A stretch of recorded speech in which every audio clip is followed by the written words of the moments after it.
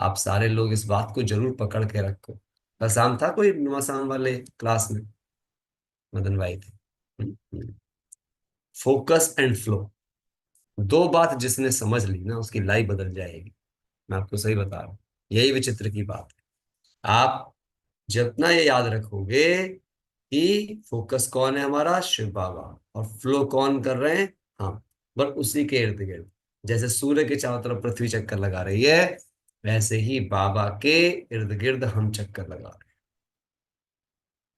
और बाबा क्या चाहता है उस, और मेरी स्पीड क्या है, इन दोनों को समझना है। एम कितना क्लियर है। जो आत्माएं अपना लक्ष्य बहुत क्लियर रखेंगी, जिन्हें क्लैरिटी से लक्ष्य दिख रहा होगा कि मेरा लक्ष्य क्या है, वो अपनी गति मेंटेन कर पाएंगे सूर्य के अनुसार। आपको ये चेक करना है, मेरी गति लिख लो, बहुत अच्छा सद्भाव बुलवा रहे हैं अभी। मेरी गति मेरे अनुसार है, या मेरी गति आवश्यकता अनुसार है मेरे लक्ष्य के।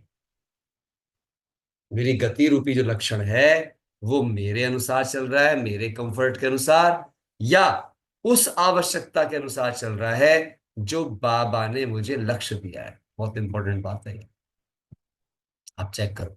और ध्यान रखना, यदि मेरी गति मेरे लक्ष्य के अनुसार ना हुई तो बिल्कुल वही काम हो जाएगा जो मैं कल बता रहा था, कि अगर पृथ्वी सूर्य के चारों ओर चक्कर लगा रही है, अगर उसकी गति कम हो गई एक सर्टेन लिमिट से, थ्रेशोल्ड से, तो वो सूर्य की न्यूक्लियस में गिर जाएगी और भस्म हो जाएगी।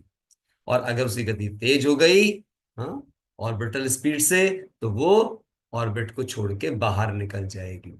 दोनों ही केस में पृथ्वी समाप्त हो जाएगी।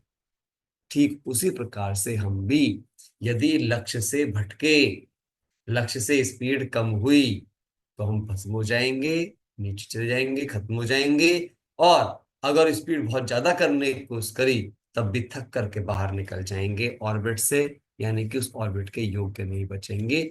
उसके लिए भी मुझे समझना पड़ेगा। तो दोनों बातों का मैं समझना पड़ेगा। कभी कभी अति तीव्रता भी, हर चीज, कभी कहते हैं अति आत्मविश्वास, अति कर देना, अति सदा अंत की निशानी होती है, चाहे वो अति किसी भी दिशा में हो। जिस दिशा में भी अति करोगे वो आपको अंत में ले जाएगी। ज्ञान का एक ही मतलब है, संतुलन, बस। अगर अपना फोकस ठीक रखना चाहते हो तो अपने फ्लो पर ध्यान दो। ये लिख लो लाइन, अगर अपना फोकस ठीक रखना चाहते हो तो अपने फ्लो पे ध्यान दो। जिसके लिए आपको याद होगा, मैंने एक बार बहुत पहले भी, है ना, आपको एक चीज बताई थी, बीच में याद आ गया एक्सप्लेनेशंस में, बहुत प्यारी बात आई है विजय से याद। जो आपको याद होगा कि मैंने आपको पहले ही बताया था कि हमें बाबा जब आते थे फूल दिखाते थे, तो मैंने भी आपसे कहा था एक बार कि तीन तरह के फूलों को हमेशा याद रखो। मुंह होना चाहिए सूर्यमुखी की ओर, प्रोसेस होना चाहिए कमल पुष्प के जैसा, और बनना है गुलाब के जैसा। हमेशा देखना किसको है, शिव बाबा को। बनना कैसा है, गुणग्राही। और फिर खुशबू कैसे फैलानी है, गुलाब की तरह। तो अगर ये तीनों फूलों को याद रखो तो भी पुरुषार्थ पूरा हो जाए। अपने आप ही देख लो, आप निराकारी, कमल पुष्प बनोगे तो निरहंकारी, हम्म, और गुलाब का फूल बनोगे तो निर्विकारी। आज तीनों को ऐसे भी नाम दे सकते, है ना, दे सकते हैं ना। शिव बाबा के साथ में शिव बाबा को देख रहे हैं तो निराकारी, हाँ। कमल पुष्प की तरह बने तो निरहंकारी, कहाँ खिलता है, कीचड़ में, है ना? कोई अहंकार नहीं, और होता कितना प्यारा है। और उसके बाद में निर्विकारी, मतलब जिसमें बदबू ना हो, जिसमें कोई विकार ना हो, क्योंकि बदबू तो विकारों में होती है। और गुलाब के फूल में तो खुशबू होती है। पर पनपता किसमें है, बदबूदार खाद में, पर बदबू नहीं होती।